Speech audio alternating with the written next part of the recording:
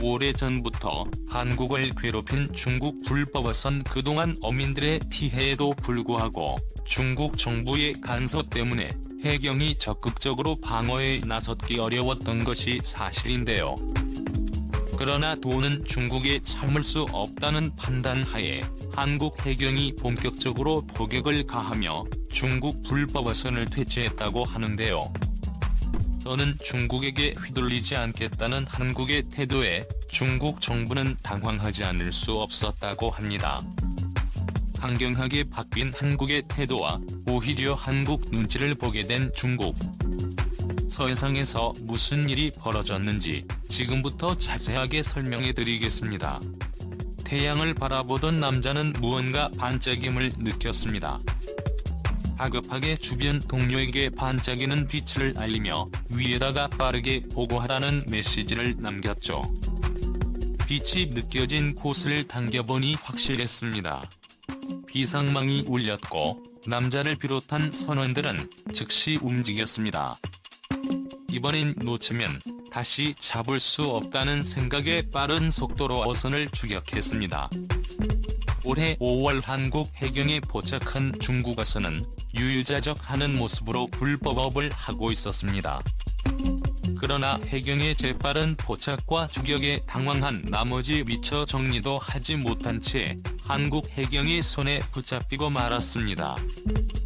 잠잠해지던 모습을 보이던 중국 어선은 최근 갑자기 저인망을 비롯 각종 도구를 챙기고 서해로 나와 각종 어류들에 낚는 모습을 보였습니다.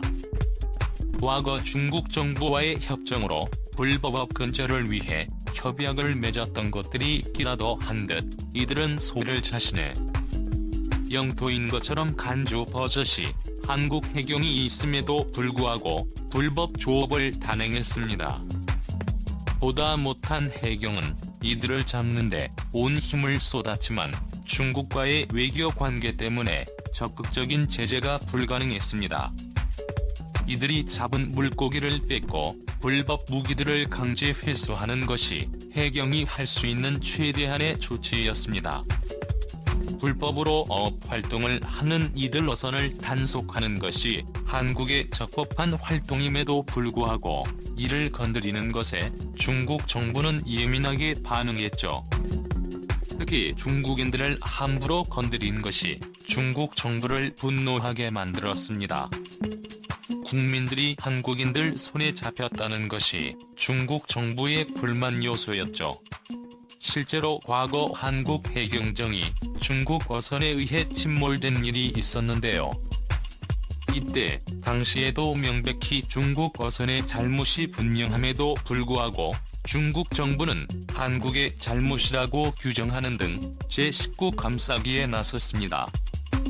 당연히 이를 잘 알고 있는 중국 불법 조업 어선들은 자국 정부의 보호를 믿고 더욱 날뛰는 모습을 보였습니다. 이들이 주로 출몰하는 지역인 서해는 중국 어선들에게 황금 지역으로 다양한 어류를 포획할 수 있는 것은 물론 북한의 존재 때문에 몸을 숨길 수 있는 여력이 있습니다. 한국과 북한이 서해 수역을 분할하고 점유하고 있기에 만약 중국 어선이 불법 조업을 하다 한국 해경에 발각되더라도 북한 쪽으로 달아나면 한국에서는 손을 쓸 수 없습니다. 만약 해경이 북한 쪽으로 포격을 가하기라도 한다면 북한은 이를 공격이라고 간주 한국으로 포격을 가할 수도 있어 사소한 문제가 국제 문제로 비화될 수 있기 때문이죠. 최근에는 서해에서 조업하는 행위에 대해 불법이라는 인식도 없는 상황. 서해를 중국 거 같다고 생각하는 이들이 많아지면서 해경이 조업하는 곳을 단속하려고 가까이 가면 오히려 이 행위에 대해 침략 행위라고 규정지으며 되레 비난하는 일이 잦아졌습니다. 기술의 발전도 중국인들의 불법업을 막지 못하게 만들었습니다. 최근 중국이 사용하고 있는 고속보트는 시속 90km에 달하는 물건으로 해양경찰이 운영하고 있는 선박에 비해 기동력이 월등하기에 설사 발각되더라도 중국 쪽으로 쉽게 달아날 수 있습니다. 올해 5월 인천 옹진군 대청도 근방에서 불법 조업하던 중국 고속보트를 급습 1호제 포의 내부 고속보트를 조사한 결과 실제 운용 시 최대 808.5km/h의 속도를 낼 수 있는 것으로 밝혀졌죠. 해경이 보유한 고속단정의 최대 속도 70km/h를 가뿐히 뛰어넘는 수치입니다.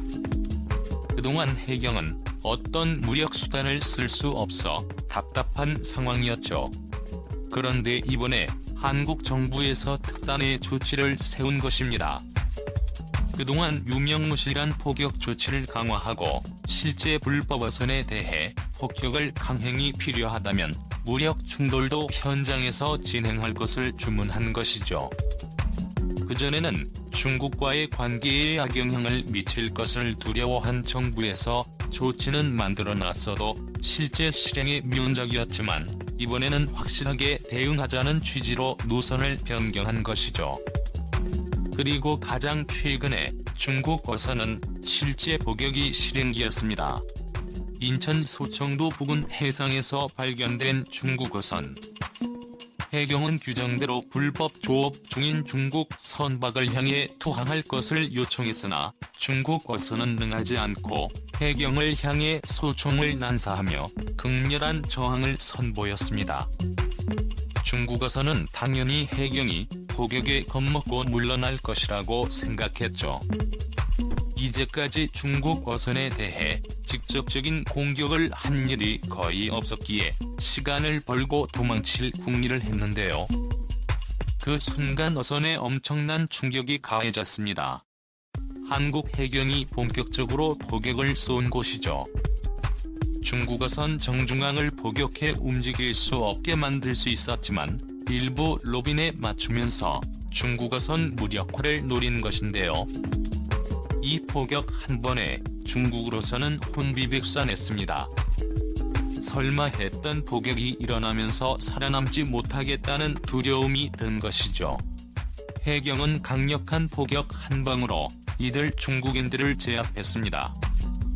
일부 중국인들은 어선에 달려있는 고무보트를 이용 빠른 속도로 목숨을 부지하고자 했지만 해경의 500톤급 중형함정 고속단정이 추격해 이들을 확보했습니다. 시원한 한방을 보여주며 중국에게 본때를 보여준 것인데요.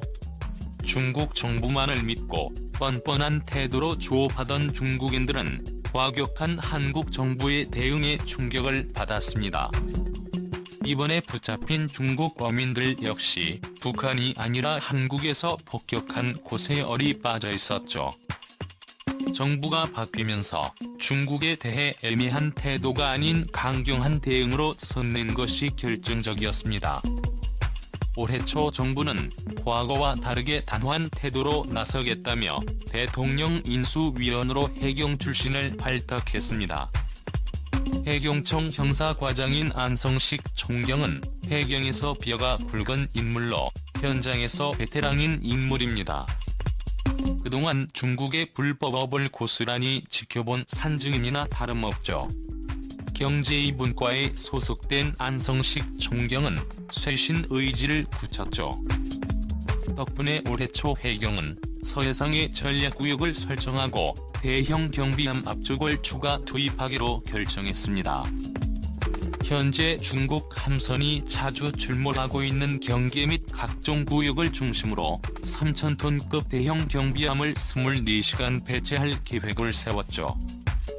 경계 미획정 구역이란 한국과 중국 사이 경계가 확정되지 않은 곳으로 한 국가가 일방적으로 권리를 행사하기 어려운 지역을 뜻합니다. 이전까지는 영역 분쟁으로 문제가 일어나지 않기를 바란 정부가 직접적으로 나서지 않았으나 과감하게 이 영역에서도 포격을 하겠다고 선언했죠. 중국 어선 포격당했다는 소식은 중국에도 전해졌습니다. 당연히 중국에선 이에 대해 분노하며 한국 정부가 중국을 상대로 전쟁을 하고 있다며 분노했습니다. 그러자 나도 중국이 한국에게 강경하게 대응해야 한다는 환구시보의 사설이 실리면서 서해상에서 긴장이 고조되는 가운데 한국 정부의 포격이 이들 중국인의 심기를 건드린 것이죠. 한국의 태도에 과거 중국 정부는 미친 짓은 하지 말고 중국에게 제대로 사과할 것을 종용하는 모습을 보였습니다. 한국 정부는 이에 제대로 대응하지 못했는데요. 그러나 한국은 불법업을 펼친 중국 어선의 증거물을 보이며 이미 중국 정부도 불법적인 행동을 하는 어선에 대해 한국 정부와 같이 단속에 나선 것을 예로 들었죠. 실제로 올해 4월 한국은 중국과 함께 불법업에 대한 단속에 나섰습니다. 한국과 중국의 어업 지도 단속선이 공동 순시 활동을 펼치며 중국 한국 의수역 경계에서 몰래 조업하는 어선들을 색출하는 작업을 한 바 있습니다. 중국도 불법업을 용인한 것을 사과하며 공동전선을 펼쳤던 입장이라 다른 소리를 할 수 없는 상황이죠. 중국은 이에 대해 어떠한 반응을 보이지 않았습니다. 이전까지는 중국 눈치를 봤던 한국이 스스로 몸을 사렸지만 강경하게 나오면서 중국의 잘못을 조목조목 따지자 중국 입장에서도 할 말이 없어진 것이죠. 중국 불법 어선들은 이제 서해상에서 활동할 수 없게 되었죠. 강경하게 나온 한국을 피해 북한에서 조업하는 것도 여의치 않습니다.